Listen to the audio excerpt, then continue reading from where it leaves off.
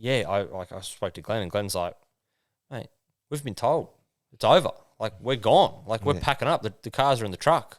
And I'm like, we haven't been told. Yeah. We're still here. We're you know, the race is in an hour. And I think there was like the TCR guys, like they were suited up on the grid. Yeah. And no, event's off. Which to this day, you have to think, that's insane. Yeah. It was there. The track was built. Yeah. Like, okay, Formula One guys went home, but like, they still could have run the supercar race. Yeah, because that was great. The crowd wasn't allowed in because I remember that because that was the very first event of anything in COVID, whether it be sport, whatever, that was actually shut down. And they remember them filming everyone down there at the gates going, can we go in? And they said no.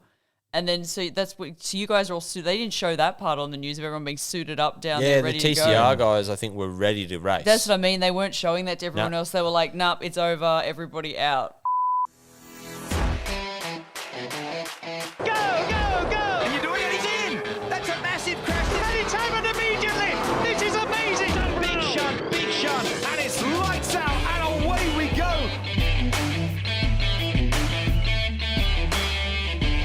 Grand Prix is such a good event. Like, the track is just like... Is it like marble? Is it like so... It's smooth. It's pedicured for Formula One, isn't it? It's funny, though, because the Formula One guys think it's bumpy. But, mate, it is smooth as a billiard. Yeah, right. And it's fast. And it's actually, like... You think, oh, yeah, Albert Park, right? You don't think street circuit, because it is kind of like a permanent track. Like, it uses a few bits of road here and there, but... It's still pretty daunting because, like, the walls, there's runoff, but there's like 10 meters of runoff. Yeah. And you're going 200 plus. So you're not going to slow down in 10 meters. You're still going to hit the wall if you get it wrong. So it's a pretty cool place to race, especially in a cup car. Yeah. But yeah, started on the front row and snuck into the lead early on and held on in the enduro race on the Thursday afternoon and got the win. So we're thinking, oh, this is good. Like, the car was feeling mint. I'm feeling mint. We've won the first race. We're starting pole. Yeah. Race 2. Go home, and then you sort of wake up the next morning, and there was all these, like, articles that, like, oh, you know, the race might be cancelled, blah, blah, blah. Oh, apparently Kimi Raikkonen's already gone on a plane and left. Sebastian Vettel and Raikkonen, they're already gone home. And it was sort of like, what's going on? Yeah. And then we got told by Porsche, no, it's still all good. Come to the track. So then we get to the track and we're sitting around. We're sitting in the Porsche lounge. It was just this like weird vibe because there was just like not much happening. I was like, what's going on? And then like I spoke to one of my mates, Glenn Higgins. He was working on one of the other categories that were there. Yeah. On the other side of the paddock. Ex-Formula Ford mechanic. Yeah. He still works for Mike now, doesn't he? Yeah, he did. He did work for Mike. Okay. He might have gone home. He was originally Darwin based. Yeah, okay. So he stopped working for him. He's not there at the moment. Oh, okay. He even worked for us for 1 year. Yeah, I remember While he was working in the Spectrum factory, he was working for our team in the National Series. Yeah, right. So I don't think Mike really had a team that year, and so Glenn was quite competitive, and he wanted to win, and he span it for Tom Sargent. But yeah, I spoke to Glenn, and Glenn's like, mate, we've been told it's over. Like, we're gone. Like, we're packing up. The cars are in the truck. And I'm like, we haven't been told. Yeah. We're still here. We're you know, the race is in an hour. And I think there was like the TCR guys, like they were suited up on the grid. Yeah. And no, event's off. Which to this day, you have to think, that's insane. Yeah. It was there. The track was built. Yeah. Like, okay, Formula One guys went home, but like, they still could have run the supercar race. Yeah, because that was great. The crowd wasn't allowed in because I remember that because that was the very first event of anything in COVID, whether it be sport, whatever, that was actually shut down. And they remember them filming everyone down there at the gates going, can we go in? And they said no. And then so you guys are all they didn't show that part on the news of everyone being suited up down there ready to go. Yeah, the TCR guys I think were ready to race. That's what I mean. They weren't showing that to everyone else. They were like, nope, it's over, everybody out. And that's when we were all sitting at home going, what is happening right now? It was unprecedented, really. Like, I know so many people who flew down Friday morning to go to the Grand Prix, and they were on flights going home that day because it was just so bizarre. And it wasn't really here yet. It was only because the F1 teams had come from Europe, and I think McLaren had a positive case, and so that whole team was like, oh, we're in isolation now. Rumour has it was colour signs. Did you hear that? Oh, really? I didn't hear that. But obviously it had already sort of taken off in Europe, and so all the F1 drivers kind of threw their toys out of the cot and went, no, we can't race in this climate. It's just ridiculous. It's unsafe. But in Australia, no one even knew what COVID was. We went out. Yeah. We went out Friday night, and all the drivers and stuff were there. Joey was there with Ollie, and were you all partying? Were you all? Yeah, we all went out. Yeah, and didn't even think, this virus, we need to be careful. Like we just went out. Well, I think we're all going to work still, because I think we're all still being made to go to work, but you're kind of like going into the city to work, but there's this weird vibe of, do we go? Don't we? No one know what to do. So weird. Like, what are the rules? Like the rules change every day. And they did change. They changed every day. Isn't it crazy? Like, we're so lucky in a way that we're kind of living normal lives again. Like, not having to think about, how many rolls of toilet paper do I need to buy when I go to the shops? That was silly. Yeah. Honestly. I can't believe we lived through that, actually fighting for toilet paper doing that. Do you remember seeing the weird face masks that they put on the internet? Remember the Americans and doing people, even here, people with underwear on their face and stuff. Yeah. It was out of control. It was just such a weird time, just to live through that. And look, there was definitely times where, you worry. You don't want to go out and you don't want to get this bad virus. Yeah. And I think back then, obviously, those original strains were they packed a punch. But it was funny. It was the other week. I'm sitting on the couch with Emily and my partner, and we don't mind having a Toblerone or something after. Sounds like us. Yeah, that's our treat. And we're sitting there, and she's just like, "Oh, I can't taste it," and I'm like, what do you mean? You can't taste it? It tastes great. What are you talking about? I love this. Yeah. And she's like, I can't taste it. And I'm like, maybe you've got COVID. And so, we go to the cupboard and we dust off the rat tests. Yeah. Sitting there for ages and, did the rat. And, she's got COVID. She's COVID positive. And I'm like, I guess I better take one. Yeah. Negative. Yeah. Yeah. That my dad just recently got it, and they'd been worried being older. And then my mum, he was dying of it. My mum's there, they're both 65, and then she not a thing. To this day, not a thing. Crazy. We're like, so hang on, let us work this out. Nothing can kill you. My dad's there just going, what is this? Yeah. Brooks' mum's bulletproof. Yeah. Indestructible. The little Italian, you can't get rid of her. Yeah, I need some of that too. Yeah. How'd you meet Emily, by the way? Oh, I don't know if that's appropriate for the podcast. Oh, you can. Oh, come on! You can I want to hear this now. You can change the story a bit if you need to. No, Emily. She was a massage therapist at a physio clinic in Canberra. Yep. And I had ever since 2018 Grand Prix, when I stalled on the grid in Carrera Cup and got hit from behind, and I got injured. And I had a hematoma on my back, and it swelled up like a softball. I think the injury healed right, but then the problem was because I had been sort of not doing anything for 2 weeks, and everything heals, my whole back it gets really tightened up. Yeah. And then I think problems that I probably would have had way down the track, sort of reared their head. It's sort of you don't use your core enough, and that's why you use your lower back too much and this and that. And so I always just had a lot of trouble with just my back being really tight and locking up.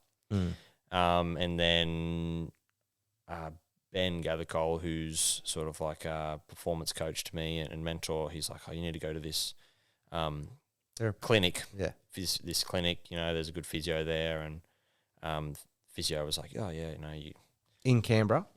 Yeah. Physio was like, yep, no, we need to get you doing these stretches, and probably get you some treatment that'll definitely help. And so booked in to, just keep getting soft tissue remedial massage treatment. And first massage therapist was okay, sort of was like, I feel a little bit better, not much. And then I went to book in again, and they were like, oh, would you like so and so, or would you like Emily? And I'm like, I'll give Emily a try because maybe she'll be better than the one that I had the first time. Yeah. And anyway, so I go the next time, and out walks Emily, and she, she's my age, she's quite cute, and I'm like, oh, cool. And turns out, really fucking good massage therapist. Like, I have never been in so much agony ever. Like, she's short, right? Yeah, I don't know how she just like packed this punch, and like I'd be in like agony. I'm like, please stop. But every time I went, definitely felt way better when I walked out. I'm like, oh, wow, God, I can stand up straight and all that. But also, like, we got along really well, So, that's Emily, right? Like, she can get along with anyone. Like, is super, super. Did you ask her out though? Like after a session? Getting to that, Dan. Okay. I'm not up to that part of the story. Okay, jumping ahead, Dan. I'm getting excited by it. It's good. It's a good story. So.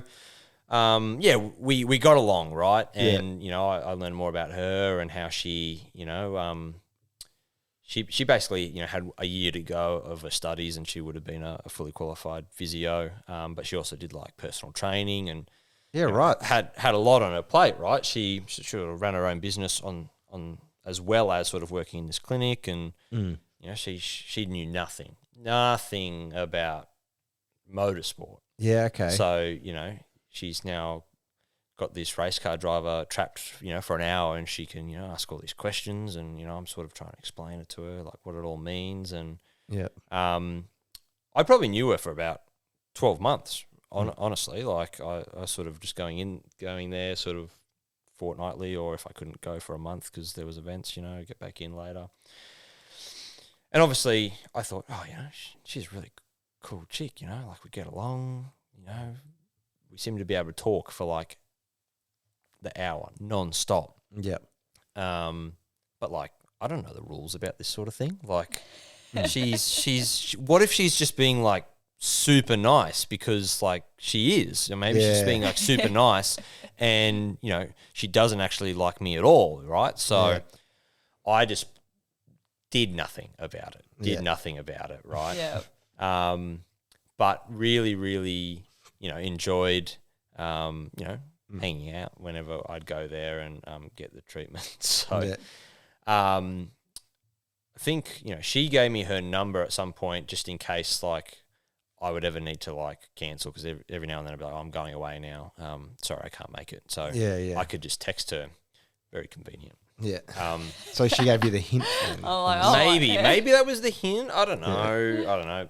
Again, she could just be being nice. Yeah. Hey, you have your physio's number. Yeah, it's true. I don't know if Anthony's going to ring you anytime soon. Different type of. Then, I sort of was like, you know what? Nah, no way. Yeah. She can just be being nice. Like we talk like so much. And so then, I just would start to just text her. Yeah. Just like, but like, just being like, super cautious because, again, I don't know the rules. I don't want to stuff up. Did you ever ask like friends or your dad or anyone for advice when you're in this situation at this point? Or were you being like really like holding it to yourself? Yeah, I was playing it pretty close to my chest. I think I didn't want to stuff up or have word get out that I'm in love with my massage therapist.